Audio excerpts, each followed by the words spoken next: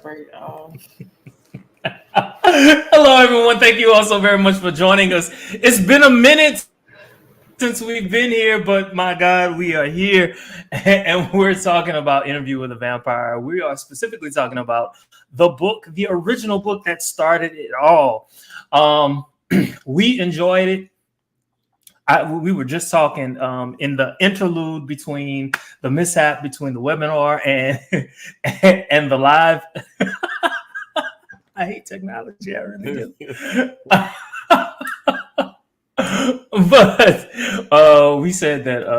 Well, I know for me, I had this problem all along. I would mix up the movie with the books, with the television show. It's all over the place now. And having reread the book, it's like, oh my God, like this is a lot. So you already know us. Let's get straight into it. So, vampire myths. Oh yeah, what are some of the vampire myths that Anne Rice debunked? Well, specifically in the text or the realm of the text that we read, Interview with the Vampire, Part 1, that vampires aren't a fan of the light. They actually quite love it. As Corey reminded me, the cross is like, okay, look, I was a fan of Christ before this, so it's not that crosses are going to do anything to harm a vampire. Absolutely fake news. One of the other things was the reflection that, they'll basically be invisible if they look in a mirror. So right out front, it's like, okay, all of this is a whole bunch of hogwash. And yeah, a cross isn't going to do anything to me. Neither is garlic. Probably like garlic on my pizza. Right. Well, since we're talking about vampire myths, what is it? What's the guy's name? Stoker, Bram Stoker. You know what I'm talking about? Bram Stoker. Yeah. Yeah. So in those movies or movie, I don't know what it is because I don't think I've ever watched it. But we basically learned that vampires are solitary creatures. That is not what Anne Rice gave us. Right. What are your thoughts about that, Corey?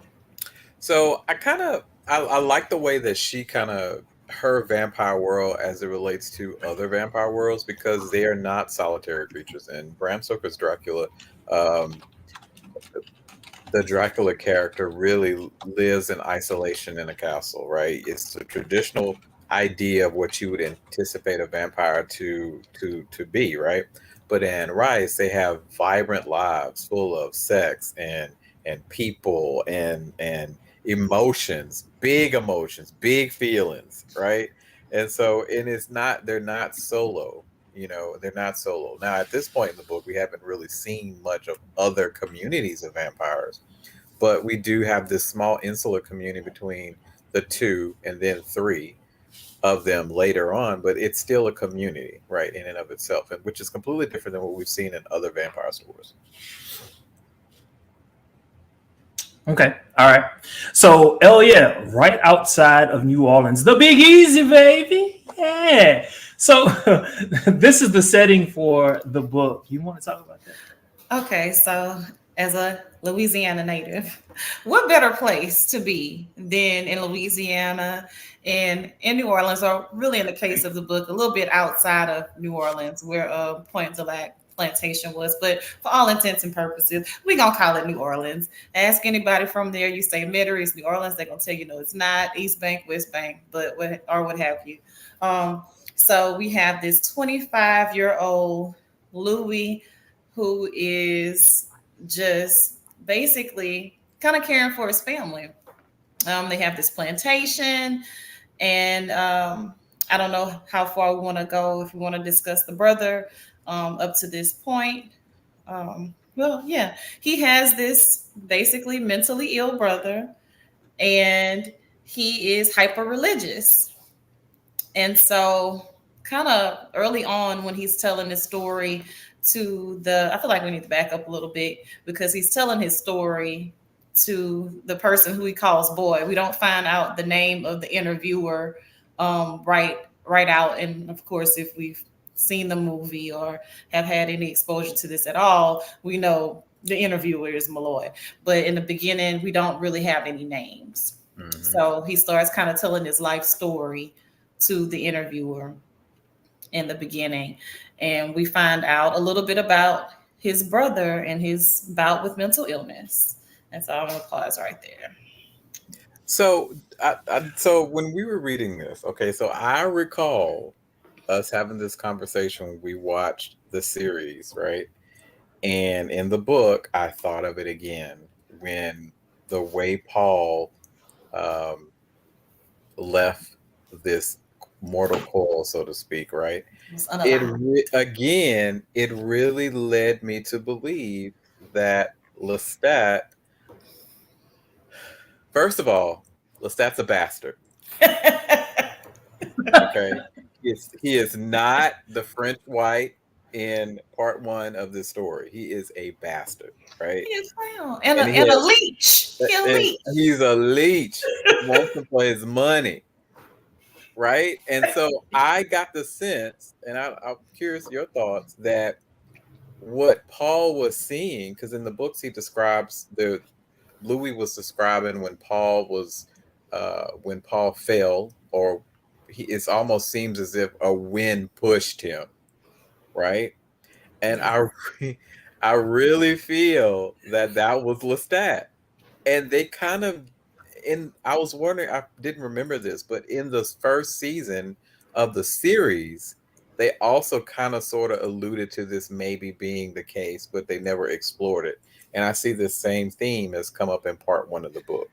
And so I thought the same thing when I was going through the book. I'm like, "Ooh, wait a minute," because okay, the slaves or the house servants or whatever were like, "Hey," it was like he was swept as if by the wind, and I'm like, swept as if by the wind. And like the way they described his body move is like he lurched forward, kind of as if he was pushed. Not that he jumped or fell. You know, I mean, she's very descriptive, and she was very descriptive in that piece. I'm the birds carried them. Yeah, right. It was the birds, all right. It was the birds. Queens was involved. It was something. And he was hearing voices, and he was hearing whispers, etc. And we see that. Well, I'm gonna stop there, but we see something similar happening a little bit later on when we get to Louis' interaction with someone else. So. I completely agree. I'm glad you brought that up because I was reading and I was like, hold on, this checks out. This is really, really familiar. It is. For Louis, it's like an instance was orchestrated, for you to need Lestat and be, go down this rabbit hole of being just absolutely devastated. So you needed something or someone to latch on to. So. And there was Lestat, right? The perfect person to latch on to me. Let me be your whatever, right? But it's still different, though. This Louis is so completely different. He's not as morose, really, as we've come to expect Louis. And as he gets to be in the movie adaptation and a little bit later in the books, I think it's a little bit different Louis. Like this Louis is in control of his money. This Louis, he has control of himself, whereas the Louis that we've come to understand does not. I'm sorry, I didn't want to interrupt you, but my question is, do you think that's because we're hearing it from his perspective, like we're hearing his thoughts, right? And do you think that's why? It could be because in the series, and I know we're probably going to do this a lot, compare the two. We were kind of on the outside looking in, even though we were kind of hearing versions of the stories, right? But this is written from Louis' perspective as he's telling the story. As he's telling the actual story, they did the same thing, but it's different. It's different. It's almost as if I'm Louis looking at myself and telling it, right? And remembering and etc. And it just feels like Louis is different. It feels like Louis is different. I agree. Okay. All right. I don't dislike Louis. Let me say that. I don't dislike Louis in this one, like as much as I dislike Louis in our other versions of him. I was just surprised at I feel like Lestat got less attractive in the book for me because he Yes, was a mooch. And I he was didn't a appreciate mooch. that. I did not. I did not like it. I didn't like it. I don't recall that when I read this the first time, and maybe my grown eyes are reading, and I've seen too much life and to understand and recognize this. But I don't feel this. I don't feel what I felt watching the Yeah. story. Went a little dry reading this book. Yeah, it's a little disappointing. I don't know why that just made me laugh. I didn't feel what I felt. I'm just I didn't books, feel girls, what I and felt. purrs. Thank you for coming back. Hey, books, girls, and purrs. You didn't feel what we felt either, birds, girls, and birds. We not feeling our French wide this time. I don't know. It's something different. No. All right, let's move. All right, so as a result of Paul's death, Louis spirals into an alcoholic stupor from guilt. Is this consistent all the way through? I know the movie has a different spin to it. What are your thoughts about that, Elia? I don't know if it's my internet going out a bit, but you kind of faded a little bit. Okay. So let's see. So, where are we? Yeah. So Louis spirals into an alcoholic stupor from guilt. The movie is just a little different. What are your thoughts about the difference between the books, movies, and television show as it relates to that? So still kind of fading a bit, but I did hear the comment about him going into the alcoholic stupor after Paul's freak accident. Um, I feel like in the movie it was more geared toward the wife and the child versus the book being because of Paul's death, if I'm remembering correctly. So Right. I also kind Oh, of think that. Go ahead. I must seriously be delayed, y'all. So I apologize for that. So Corey, I guess my question to you is: in the movie, Louis was married, had a kid, um, and in the television show, he was not, and neither was he in the book. And so, why do you think they did that? I think it kind of. So I think it was a different sort of attachment, but in the stories, for instance, like in the series, I'm gonna think about it through the series because it's been a while since I've seen the original movie. But for the television series, right, we have a very adversarial relationship that Louis has with his family automatically, and they did kind of delve into that a little bit more in the first season prior to everything that happened to Louis. They spent a lot of time in that relationship, as opposed to in the book, we see very little mention of the mother and the sister outside of the casual walks that they would have in night, right? And they kept a little bit of that in the story in the television series, but again, it wasn't that same animosity. It wasn't that same fight with the family in the book as they let us believe. And I think I don't know why they did that. I'm assuming that they felt like it was a more compelling story to focus more so on the relationship in the book between Louis and Lestat initially in part one, because that was really what the story is about, right? He's telling his story as it relates to the life vampirism. And in the series, we've had all these iterations of the book, the original movie, so they know that we've seen that, we've understood that aspect of Louis, and they want to do something a little bit different, right? So here's my question. So not my question. Here's my thought. My thought is that you have Brad Pitt, you have Tom Cruise, two A-list actors. We all know that Anne Rice always wanted these two beings, these two vampires, to fall in love.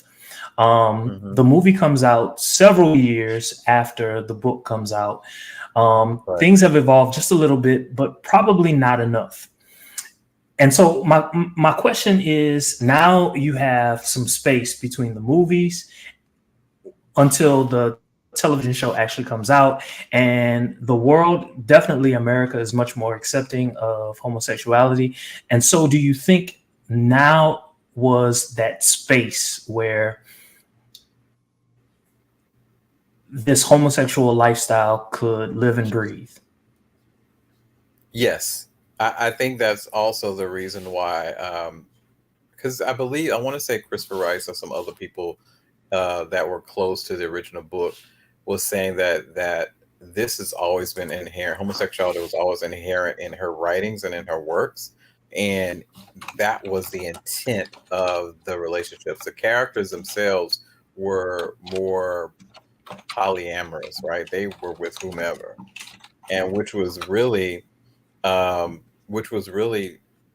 kind of ahead of its time in the 70s when the Interview with the Vampire was initially wrote.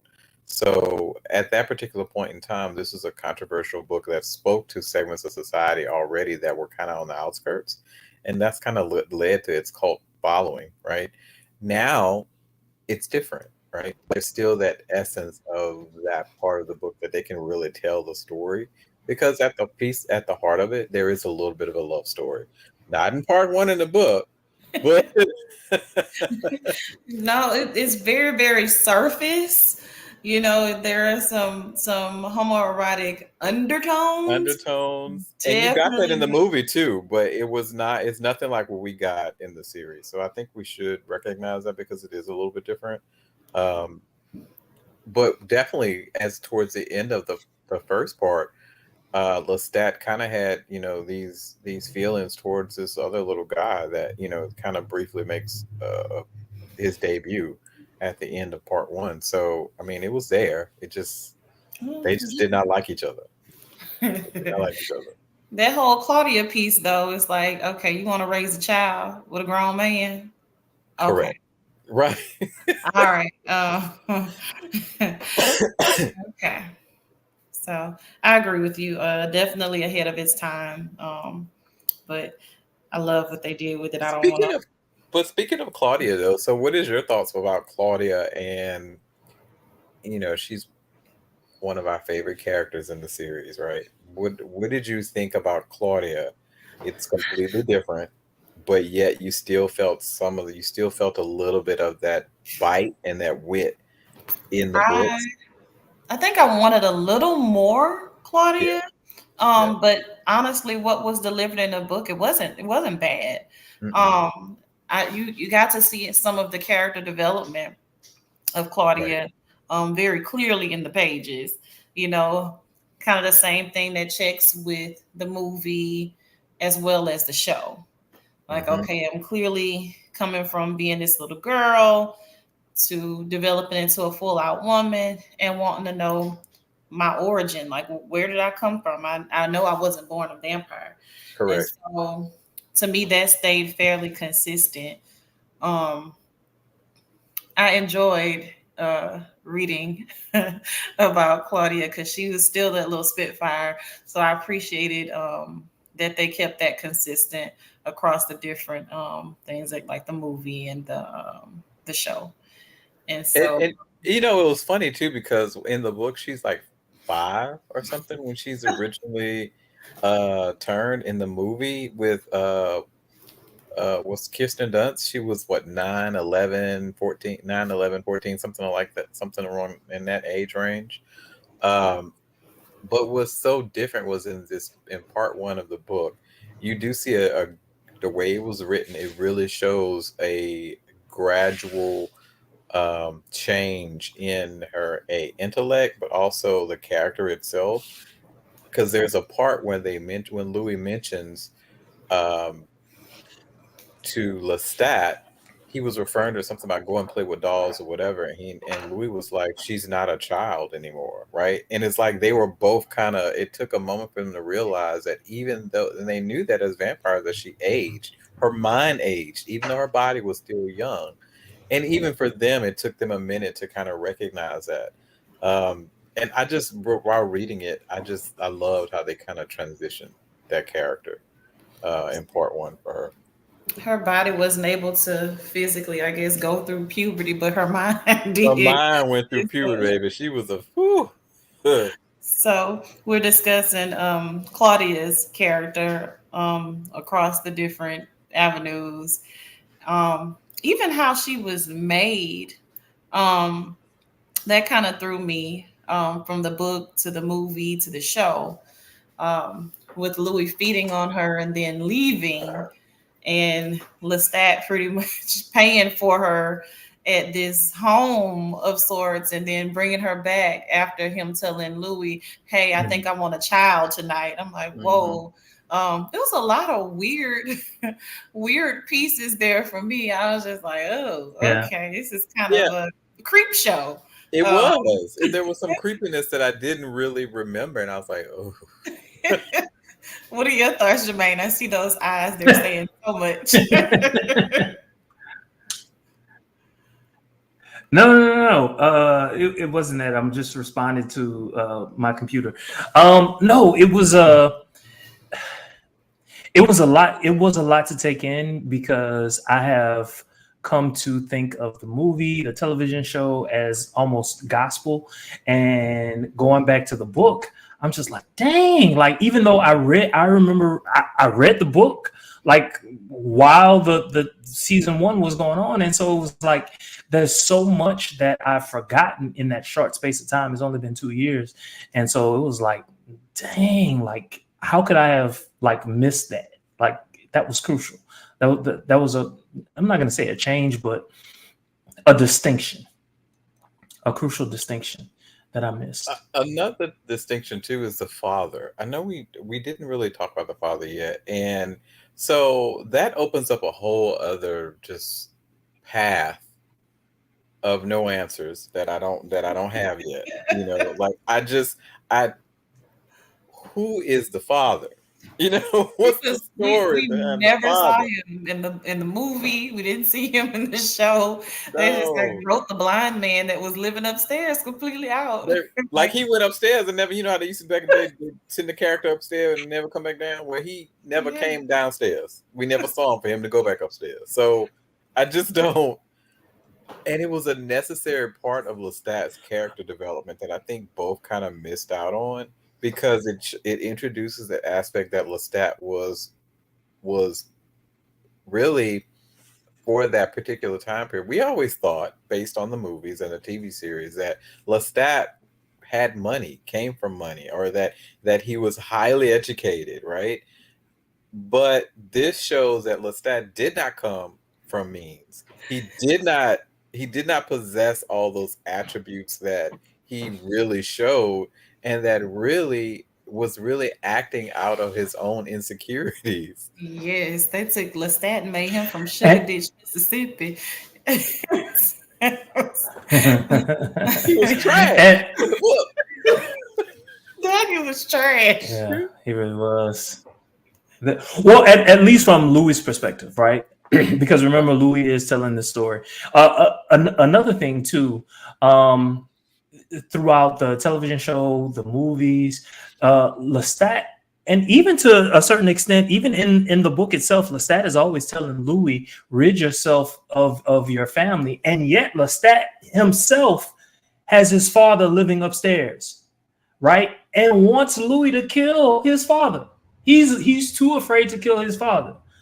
You know what I'm saying? Like, you're telling me, if I'm Louis, you're telling me to do all these things, but you can't do it yourself. How does that sound? It's craziness. He still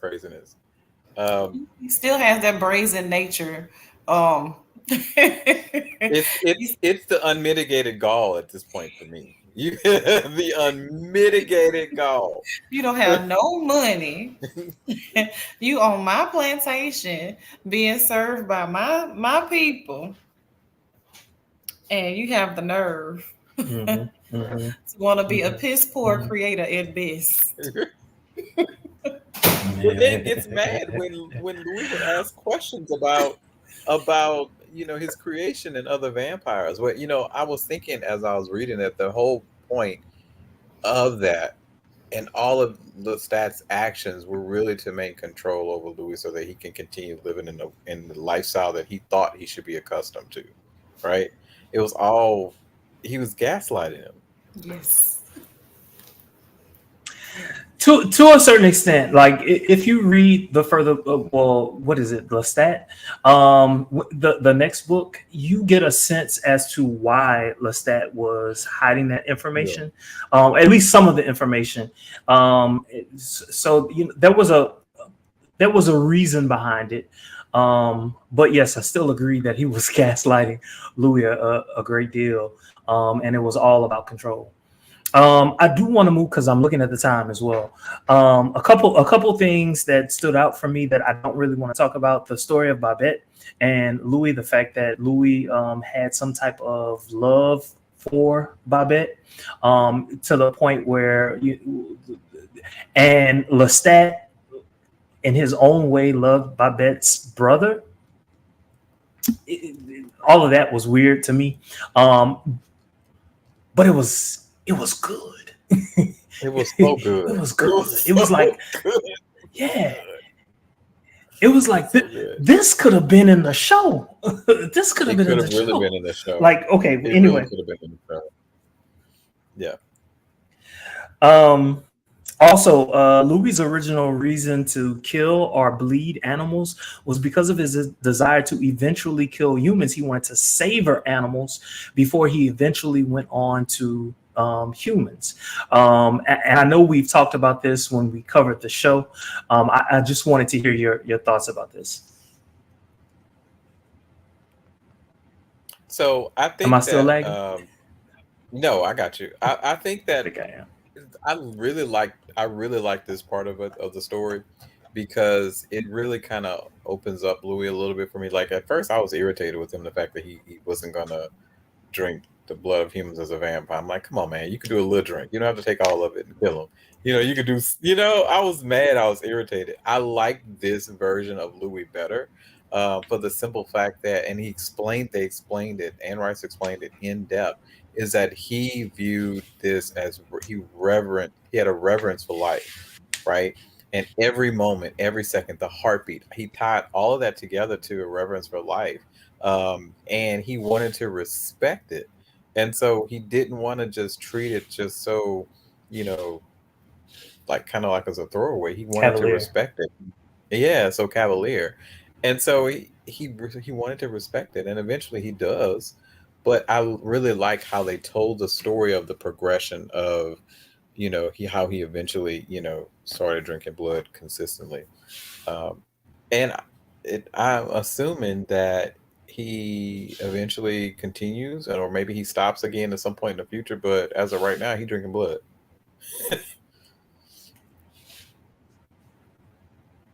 Mm-hmm. Oh yeah, your thoughts? Drinking babies too, from what he did to poor Claudia. And I want to sit here for just a second. Like, speaking of the weirdness we did earlier, like, I don't know if it's my perverted mind or if it's just in reality, but the way in which he was describing Claudia, it was real sexual to me. It was. It gave that vibe a little bit. And how he was drinking the blood and how that feeling. Yes. And which we know vampires, to me, I always get that as just sexual, it's a heightened sexual thing, creatures. But it's like, you realize this is a baby. Mm-hmm. And so you talking about her like that's your bitch. It was weird. I was like, whoa. And her skin was so sensitive and she smelled so good. It was just like. And how I wrapped my arms around her and all sorts of kinds of stuff. It's the same language that they use at Lestat, that they used when Lestat was the same thing happened with the two boys. I'm like, dog. Later on in part one. She in a 2T, like, chill out. The same thing. It was the same descriptive nature of the act of. I didn't care much for that. I did not care. I'm not gonna lie. I did not care much for that. What in the Pornhub? It was a lot. It was a lot. So I was repulsed. I did not care much for reading that. I kind of skipped over that a little bit. I was like, this ain't it. I don't like this. Like, I'm a mandated reporter. I don't think I'm supposed to read this material.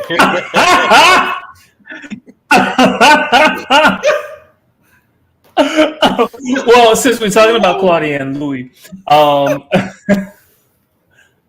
what did you say? Oh, since we're talking about Claudia and Louis, basically, in the book, Louis stopped himself from killing Claudia. He explained he thought he was going to kill himself. He was going to get, caught up in the rapture of the blood. Of the death. Caught up in the rapture of blood.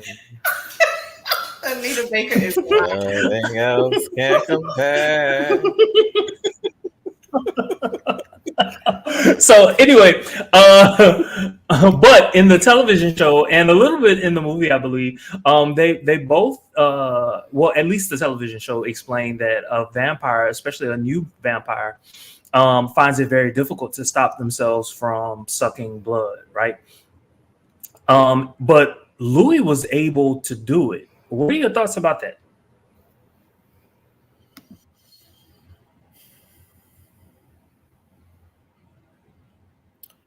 I think Louis has a little bit more control, or he wants to have a little bit more control, and that's a part of who he is with the whole respect thing. Lestat, he don't give a he don't care. He gonna suck them down to like he's sucking out a straw till they nothing but a husk. As long as he don't go down with that last drink, right? There is no respect there, right? There is none. So Louis still had a little bit of respect.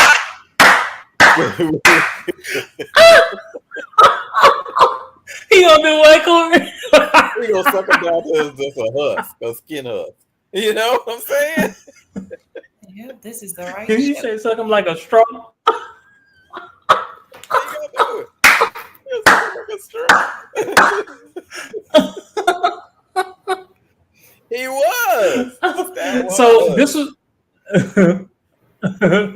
So this was a throwaway line, but they compared greetings. Oh, I'm sorry. Let me go ahead. This was a throwaway line, but basically, the idea of vampire covens it was compared to slavery. Does anyone remember that line at all? It was a throwaway line. It happened really, really quick. What are your thoughts about that? I want to go to Elia because Elia lets Corey go first every time, so I want Elia to opine on this. Yes. So Corey, please translate, because for some reason I cannot hear Jermaine without the choppiness, unless it's something real petty he says, and that comes in real clear. Jermaine was asking about the part in part one where they were comparing vampirism to slavery. It was a very brief line, and then they also kind of did it again a little bit later in part, and later on in part one, where they were kind of talking through talking through slavery itself and how their relationships related to it on the plantation. But what are your thoughts? You mean Louis, our wonderful victim Louis, feeling as if he was a slave to Lestat, and especially since he kind of piecemealed him with information and kind of weaponized those things. It's like, okay, my dog, like, I hear you, but now you will not. But you will not. But they were also kind of inferring that it's like that all the time, because I feel like Lestat was saying as a part of that line that all vampire fledglings are kind of enslaved to their masters, because I think that was Lestat's experience, right? And so I hear you. Yeah. I hear you. I don't. It's not. I mean, there's nothing comparable to it, but I mean, but still. But yeah, Louis, poor Louis. That's all I can say. He bless his heart, as they say. But Lestat did some dirty work. He did. He did some absolutely did. So nasty work, some real nasty work. I mean, it's kind of, I don't know, it's ballsy, especially since where's your money? I keep going back to that because you have this man, and to use his words, kind of enslaved, but he got him by the balls. But you don't have any money. Your blind daddy is upstairs in my house. Mm-hmm. I'm listening to you verbally accost him over and over again. And you love spending money. Like, let's get into how Lestat was hemorrhaging money that wasn't his. He liked nice things, just spend it, spend it, spend it. But I will give it to you guys. I agree with you saying that this Louis is, he has his wits about him, because he would not put Lestat's name on anything. Like, nah. He was still, in essence, in control of that money. Right. And why do you think that is? Why do you think Louis in the book was so firm on that as opposed to the television show? We do know that Louis has money in the television show, right? We know that, right? But it is very clear. It is made clear to us in the book that Louis wasn't down for that. He's like, I'll bend over. It's so ways. I'll bend over, but not when it comes to the money, baby. Well, why is that, Corey? So, I think it's the story. It's the Lestat that we get in the series compared to this Lestat that we have, right? So we are immediately presented with a Lestat in the book in part 1 that is a user, right? Immediately. A bum. A bum. Right? The Lestat in the series, the television series, is not presented that way at all. And Louis is basically, he is, for lack of a better word, he's dickmatized, right? He dickmatized, right? That thing had him every which way. As opposed to bamboozled. Hoodwink. Led astray. So I think that is a real difference, right? And I want to let's go back to Babette and that whole situation, because I thought that was such an interesting part of the story that we never even saw or heard people of in the movie or in the series, right? But even more interesting was Lestat basically stalking this boy to keep, like, basically as a user, kind of stalking Frenier, I think is his name, to the point of where he was going to kill him just out of being malicious, just to be malicious.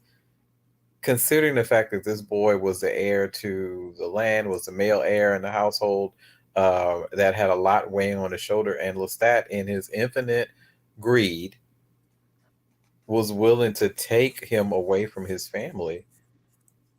And Louis, in all his heart, was trying to stop him. I thought that was such a good, it just really colored the way that I see Lestat, right? And so it's probably not going to change until we get to the next book. But right now, I ain't feeling it. Oh gosh, this really upset me. Oh, yeah? I still like Lestat in that he is a great villain. Yes. You love to hate him. And so it's just this Lestat, I don't know that I'd give up my human life for this one, because I'm not giving you no money. We're not doing that. Like, I can't get past that part. Like, wait a minute. Y'all gave me broke Lestat in the book? I am so disappointed. Y'all gave me Obamacare Lestat. Y'all gave me food stamp card Lestat. Louisiana Purchase. Literally, y'all gave me credit score 400 Lestat. I can't. It was so disappointing. And so here's my question. Well, this is my question. Go ahead. No, you go. I'm done. So my question is, how do we get in part 1? And this is what I'm curious to see. to the later parts of the story when because you know the Lestat that we know does sort of kind of emerge from this because this is just the beginning. The Lestat that we grow to know and love, quote unquote, does seem to come out of this at some point in time. So I'm curious to see where exactly this happens. And through the telling of the story, what happens to where Lestat kind of gets a little bit of his machismo, machismo back, right? To the point where in Vampire Lestat, he's a rock star. Because this Lestat right here, I'm not buying no tickets to his show. This Lestat is not even a Coinstar. No. He not even OnlyFans star. So I don't know how I'm not buying no tickets to his show. Well, the book came out when in the 60s, right? I believe. Someone correct me if I'm wrong. 75. And at that particular point in time, 75. Okay, I stand corrected. So at that particular point in time, the society was a little different. Like that was everything that he was doing was like way out there, right? Like we know some people who are bums today, and there were probably bums back then, but we didn't see it in popular society. You know what I'm saying? Right. Now it's kind of commonplace. It's kind of commonplace. That's true. Anyway, those are my thoughts. Anyway. I do want to change the subject just a little bit about the third character, probably the character that is most beloved, but because she died, fans couldn't latch onto her in the same way as they could with Lestat. I want to talk about Claudia. So in this book, in part 1, there were times when Claudia was described as a mute. She would just sit and not say much. And I didn't catch it until this rereading of the book. And so I definitely wanted to hear Elia's thoughts about Claudia being a mute.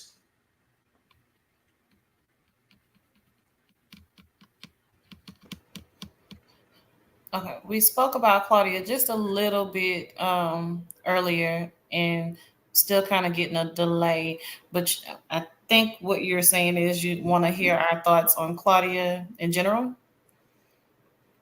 Specifically, about her being a mute. Her being a what?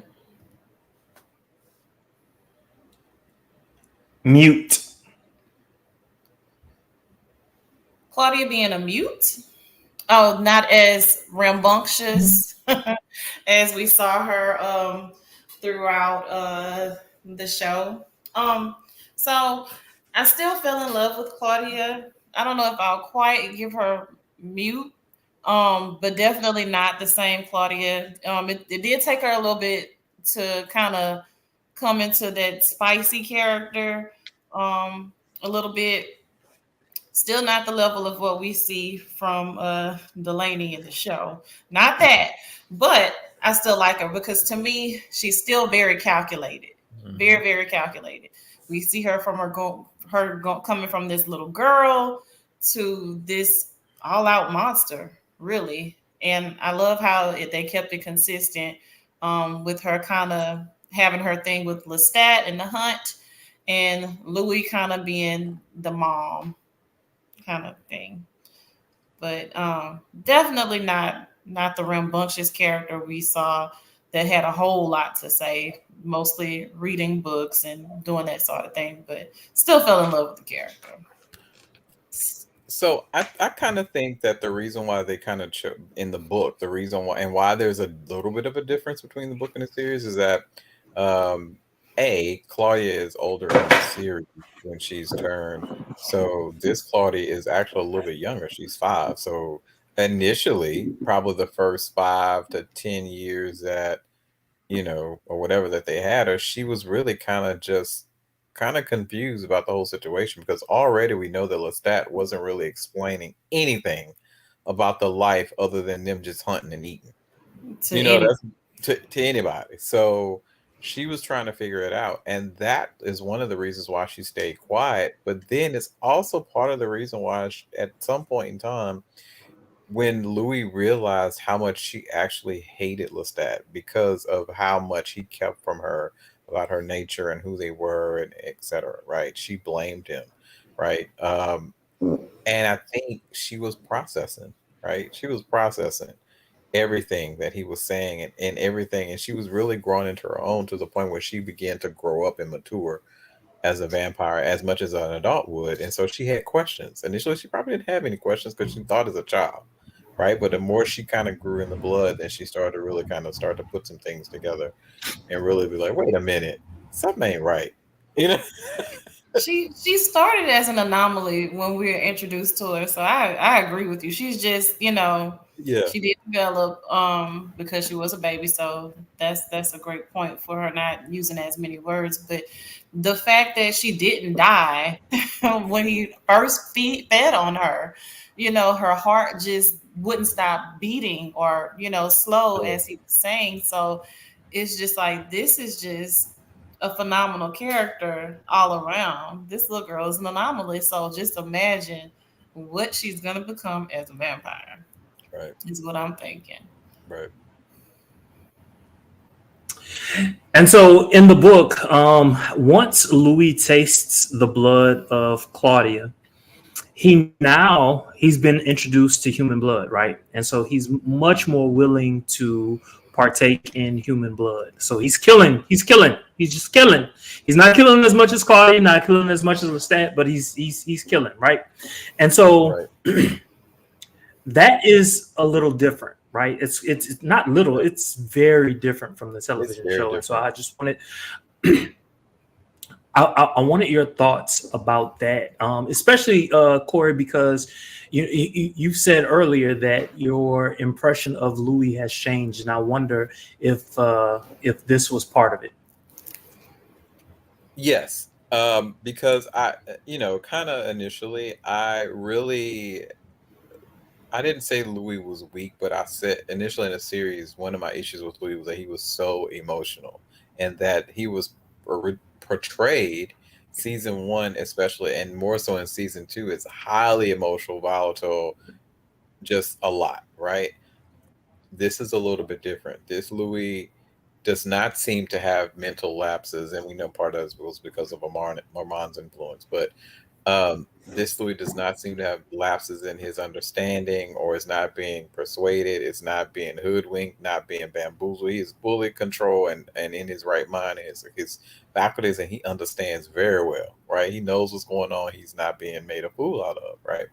So this Louis, I kind of like, I root for him, right? I really am rooting for this Louis in this story, more so than I rooted for the other Louis, right? But more so the book version of Louis as opposed to the series version. I think there's some significant changes in the characters, which is why I can see why some fans of the original book were unhappy with some of the changes in the series. But again, it's an adaptation. It's not a true telling of the story, like a for real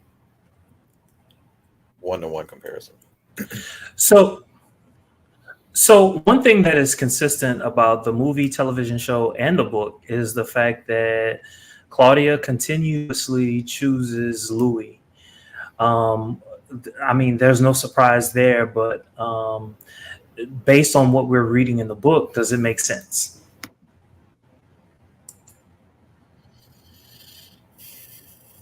Obviously, I have to go to Corey first because I think Elia is hearing me a little late.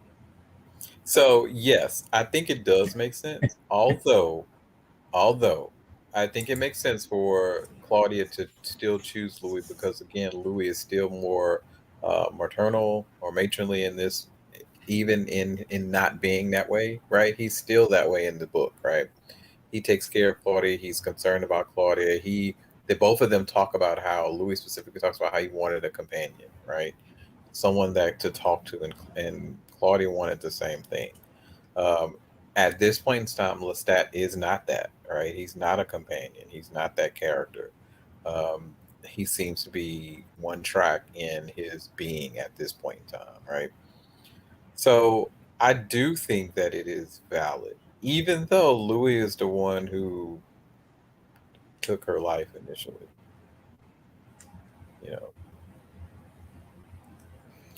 Other Oh than the yeah. weird, other than the weirdness with Claudia, I find this Louis more palatable. I do. Mhm. Um, I don't get as much of the whiny woe is me Louis here, although he has experienced some awful things. This Louis is just, I don't know, just more palatable. Now, don't get me wrong, I love watching Louis in the show.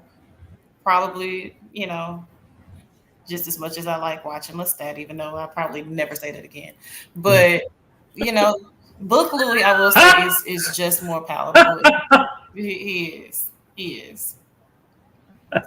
And we say that about Lestat now. Now, in a few next, and when we get closer to part 3, get into Vampire Lestat, that'll probably change, right? There's going to be some things. There's going to be some redeeming qualities about Lestat, and he's going to mature as well. So right now, we ain't feeling him, but I think it'll change a little bit. Yeah, baby, the hell yeah, said nope, nope, nope. So it's been almost 60 years, and Claudia has lived with them, for 60 some odd years. At this point, I think it was 65, but I don't want to be incorrect. But anyway, so she decides that she no longer wants to sleep with Louis. So they decide that they want to give her, or she says she wants her own coffin, and they get her a coffin. And so the scene in the book is very, very similar to what we saw in the television show. But what happens later is not the same. She decides that she does not want to sleep in the coffin. She continues to sleep with Louis. I really want Elia to answer this, but with the lag, I don't know if she can. So was the question about Claudia's choice of where she sleeps? Again with the weirdness, Correct. but I'm gonna leave that alone. Um, I think Claudia just has really good discernment. Like, okay, I can hunt with Lestat. Like, I can kick it with him like he the homie. But I don't trust you not to put a stake in my bag. Now, even though that's one of the vampire myths too, as far as this book is concerned, like, no. I find Louis way more maternal. I should say fraternal, but I know. He's more nurturing. And so I have no desire to lay with Lestat. No. He's great to hunt with, but I don't feel like he's a true protector. And I feel like she gets more of that from Louis. I agree. That's exactly what I thought. I think there's even a part in the book where they talk about safety, and towards that end, when she had started to plot, she was more concerned and more aware of Lestat and his every movement, and I think that she had already kind of started to really discern that, what, this ain't, they got a lot of things going on, and this, and I need to watch it. So speaking of, okay, so when they decide, well, I don't know who decided what, even though I just read it yesterday, but basically, it was Louis that decided to make plans to leave Lestat. And when he made those plans, he signed over some of his properties, some of his money, so that Lestat would, feel like he could stay in New Orleans, and the two of them could go off. But it was Claudia who decided to kill Lestat. This has been my burning question, and I never had an opportunity to ask this prior to. Why kill Lestat? Why kill? I mean, I know why I would want to kill Lestat, but why would they want to kill us, even though they mention it in the book? But does it make sense to kill Lestat?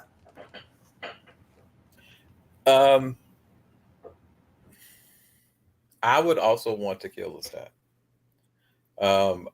because the Lestat that we are currently seeing is really, he's selfish, he's manipulative, he is all those things, and he's not someone that I would want to be tied to for forever, right? Because of because of those things, and he's not forthcoming, and he's not like there's a deception there. There's something there that they're unsure of, and that even at it, if he knew, he's not going to tell them. He's already decided. He said so many times in the book that he wasn't going to in this first part.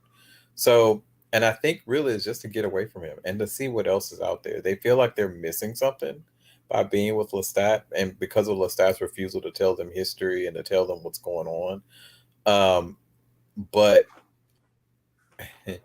on second thought, as a kind of an addendum to that, part of the reason why Lestat isn't saying is because he has history with those other vampires in Europe and the other things, and there is a lot of things that he is protecting them from in a way, but they don't know that yet.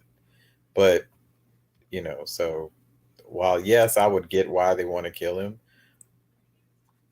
some things maybe could have been avoided down the line if maybe perhaps some reasoning would have taken place. Well, Louis feels like he's in Oh bondage. yeah, do you? Oh, sorry.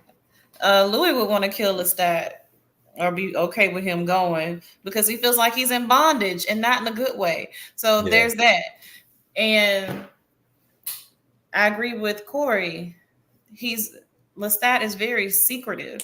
So I feel like I can't grow or thrive as a vampire. Double entendre. See what I did there? But at any rate, I don't feel like I can thrive with you at all. And so once Claudia feels betrayed, of course, for her, it's up. He got to die. He has to die. I need my lick back. And so that's where she's with the whole situation. But I'm not surprised at all that Louis would be okay with seeing him go. Who wants to be a slave? No one. Right. And then that again ties to what we were saying earlier, how time vampire maker and master to enslave people. Like, you need me. I do want to say that. Oh,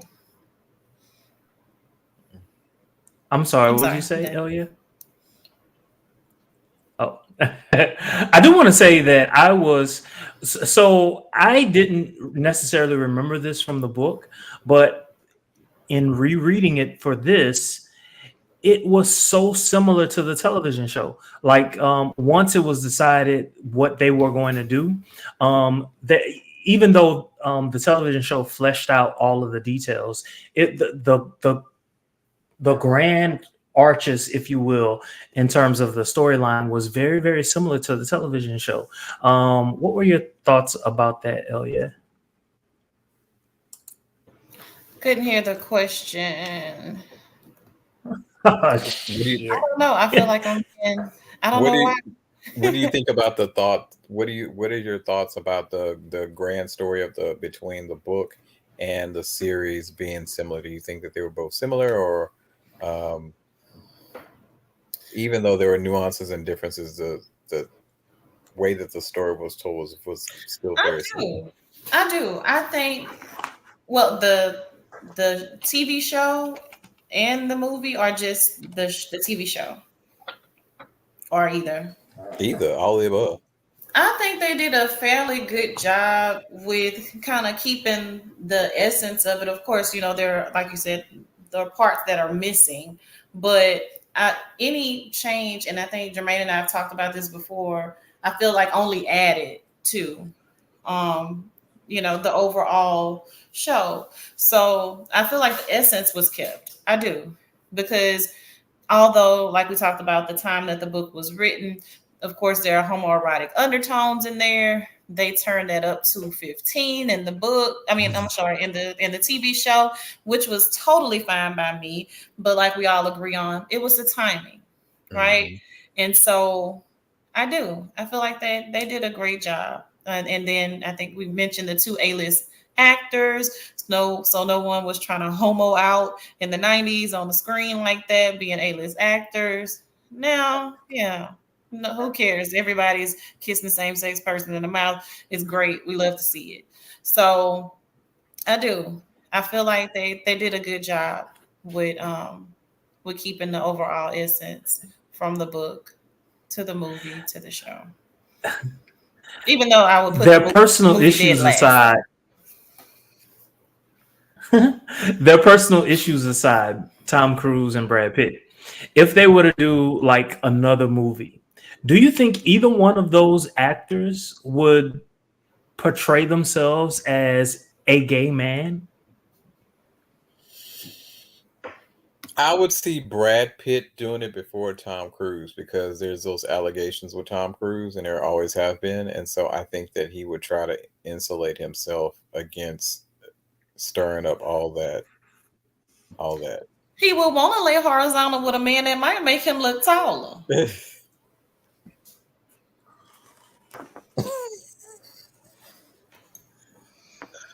Jesus. Jesus.